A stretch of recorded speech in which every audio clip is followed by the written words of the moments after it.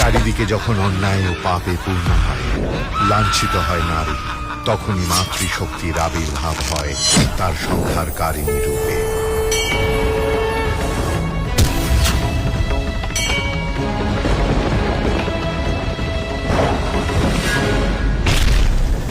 অসুরদের এই পরাজয়ে এবার যুদ্ধক্ষেত্রে হাজির হয় অসুররাজ। ক্ষিপ্ত অসুররাজ তার মায়া বিস্তার করে হস্তির উপর। विश्वरूपिणे विश्वेशे प्रसीदत्वं सनातनी।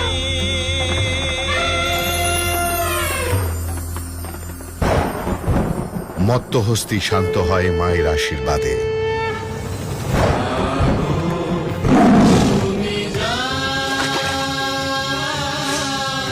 মহালয়ার পূর্ণ লগ্নে আসছে জাগো মা জাগো দুর্গা জি বাংলায়।